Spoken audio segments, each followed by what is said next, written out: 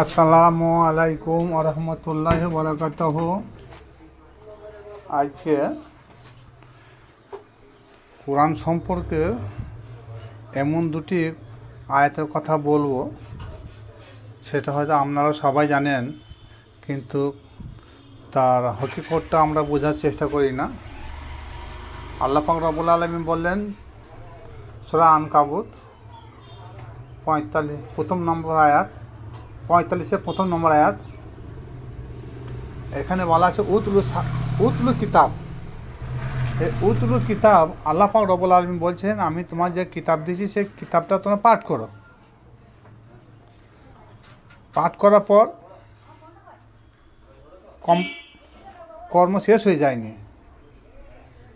যেমন একটা চিঠি, বিদেশ থেকে যদি চিঠি আসে, যদি কেউ পড়তে না জানে, তো ওপর কোনো শিক্ষিত লোককে বলা হয় তুমি এটা পড়ো বা পাঠ করো। তাহলে পাঠ করার পর যদি সে বুঝিয়ে না বলতে পারে, সে পাঠের কোনো মূল্য নাই। তদ্রূপ উতলু কিতাব, তোমার কিতাব পাঠ করো। তারপরেও সূরা মুহাম্মদ 24 নম্বর আয়াতে বলেছে, তারা বা তোমরা কি আমার কোরআন নিয়ে কেউ গবেষণা করো না?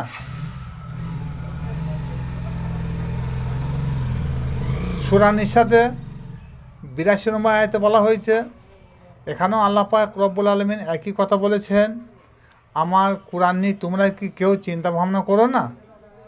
তাহলে পড়ার পর চিন্তা ভাবনা, গবেষণা, চেতনাবোধ যদি না থাকে, তাহলে কোরআন পড়ে কোনো লাভ হবে না। কারণ কথাটা আমার নয়, আল্লাহ পাক রব্বুল আলামিন তিনি বলেছে যে তোমরা পড়ার পর তোমার চিন্তা ভাবনা করো, গবেষণা করো। তাহলে চিন্তা ভাবনা গবেষণা না করলে কোরআনে আল্লাহ পাক রব্বুল আলামিন কোথায় কী বলেছেন সেটা আমরা বুঝতে পারবো না। যেমন কয়েকটা নমুনা দিচ্ছি আমাদের সম্মুখে। সেই নমুনাটা হলো যে কোরআন বোঝার জন্যে মুফতি, মুহাদ্দিস, মুফাসসির, আলেম, মোলামায়, হাফেজ, কারি, মৌলানা এদের প্রয়োজন নাই। কারণ গবেষণা করতে বলেছে। গবেষণা যে কোনো ব্যক্তি করতে পারে, হ্যাঁ। এবং কোরআনে অন্য একটা জায়গায় বলেছে, ইহা চিন্তাশীল ব্যক্তিদের জন্যে, ইহা মগজধারী ব্যক্তিদের জন্যে, ইহা বুদ্ধিসম্পন্ন ব্যক্তিদের জন্যে, ইহা গবেষকদের জন্যে। বিভিন্ন জায়গায় কোরআনের এই কথাগুলো আল্লাহ পাক রব্বুল আলামিন বলেছেন। এই গবেষণা না থাকার জন্যে কয়েকটা কথা বলছি, দেখুন। যেমন জান্নাত, আমরা এর হকিকত বুঝি না। জান্নাত মানে আমরা তাকিয়ে আছি মরার পর আকাশে সপ্তম আসমানে একাধিক ঘর, লাখ লাখ ঘর, হ্যাঁ, সুন্দরভাবে সাজানো আছে, এটাই আমরা ভেবে নিয়েছি। সেটা নয়। শ্যাম মানে এই শ্যাম মাস চলছে। শ্যাম মানে আমরা কি মনে করি যে শ্যাম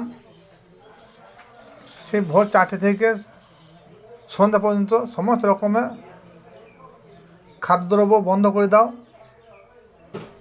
ইফতারি করে নাও, এই নাম শ্যাম আমরা মনে করি। কিন্তু এটার নাম শ্যাম নয়।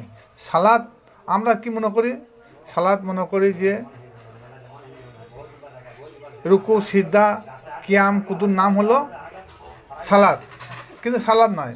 সালাদের মানে আমরা বুঝি না। কাউসার আমরা তাকিয়ে আছি যে মৃত্যুর পর হাসর নাসর হবে, সেইখানে সকল মানুষকে আল্লাহ পাক রব্বুল আলামিন সারিবদ্ধ হবে, দাঁড় করাবেন।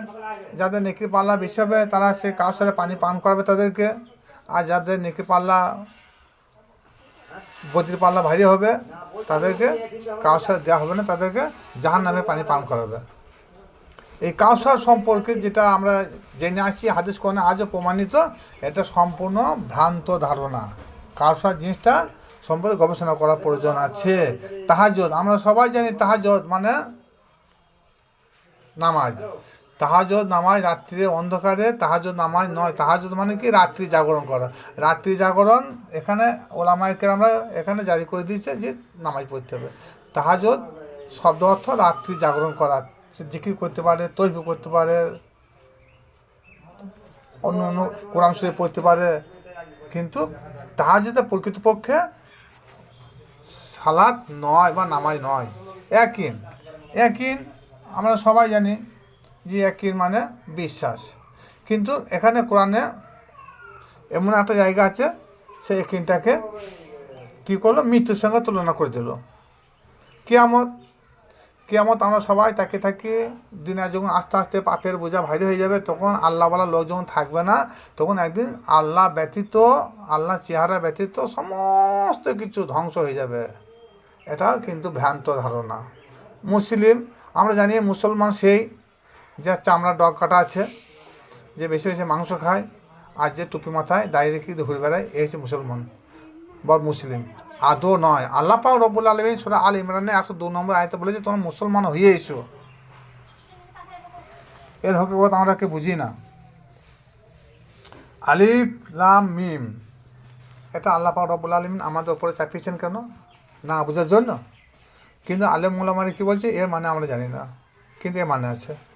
রু আর নফস দুটোকে এক করে দিয়েছি। রু আর নফস এক নয়।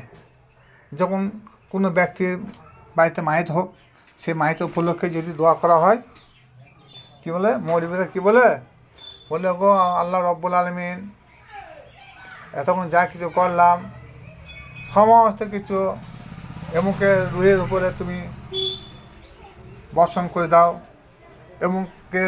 এমুক ব্যক্তির রুহকে তুমি জান্নাতবাসী করে দাও,